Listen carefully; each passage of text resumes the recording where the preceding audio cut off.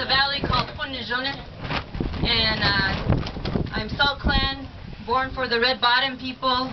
I work with an organization called the Black Mesa Water Coalition, and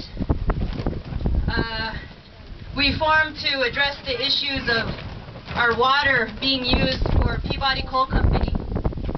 For over 34 years, they used our groundwater to slurry coal to a 273-mile pipeline, slurry line, to Laughlin, Nevada, that electrified Southern California, Las Vegas, Arizona for their electrical needs.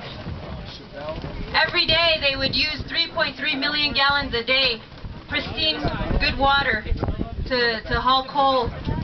And we started to see the drawdown, the drawing of our water in different springs that we used to make offering to. And that concerned a lot of our people in Black Mesa region. And people started to organize and going to different chapter meetings, chapter to chapter, and telling our people, this is what the water looks like right now. This is how much they use. This is how much Peabody uses compared to all of our communities.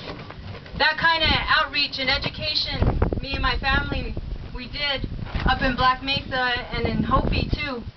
It kind of unified our people within that region as well, with our Hopi brothers and sisters and our local relatives around that region that depend on the Navajo aquifer. So as of December 2005, Peabody hasn't been using our groundwater since then. And to us, it took a lot of work, 3 years of going back and forth between Black Mesa and Winter Rock to have our council just look at our resolution. We took a resolution that was really powerful, talked about the sacredness of water, our connection to water. And then when we brought it over here to Winter Rock, they tried to change the language. They tried to water it down more, and it wasn't as strong, so we kept trying to push that resolution for that strong language that we want, that our elders wanted, our grandmas, grandpas wanted in that resolution. That no more water would be used for slurry. That's what it said in that resolution. And then now, over the winter, during the time when this was going on here, when the blockade started, the Office of Surface Mining submitted another draft EIS, Environmental Impact Statement, saying that they're going to use the sea aquifer, the Coconino aquifer. They want to use 11,000 acre-feet of water to pump up from Loop. And we have some community members here from Loop. I think they were here earlier. I think they went out to, I'm not sure if they're going to come back, but I wanted to recognize them too, and that they've been resisting that proposal, as well as us from Black Mesa, that we don't want that slurry line to be built. They want to build a 100-mile slurry line from south of Black Mesa and Loop all the way up to Black Mesa, and then they want to reconstruct that 273-mile pipeline to Laughlin, Nevada.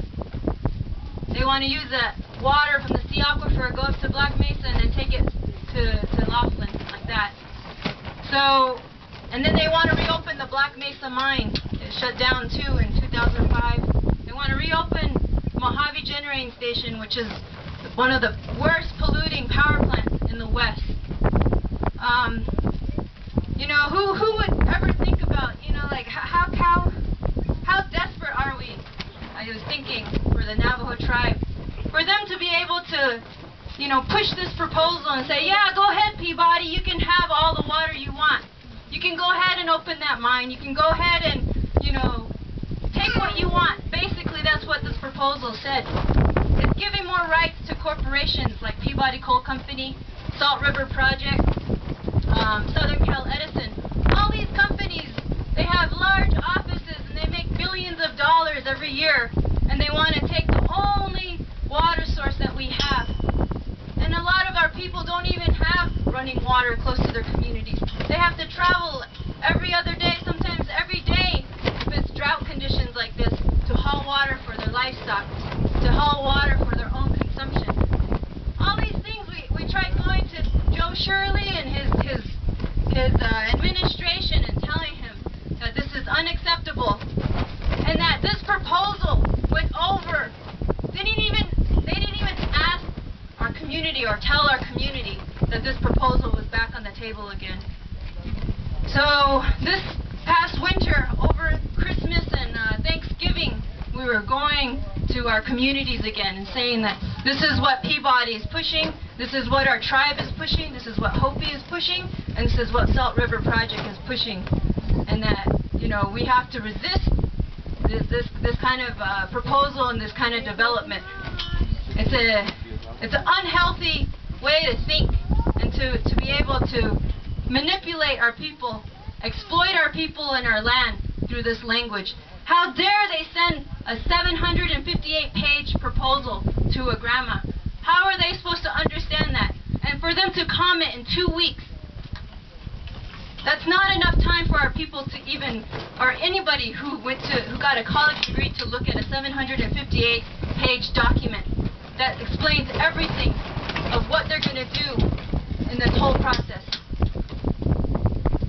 So the first week of January, this past January, they had public hearings, and our strategy was to make a presence, tell OSM, how dare you guys do this, to slap in the face, even our own officials, we got after them.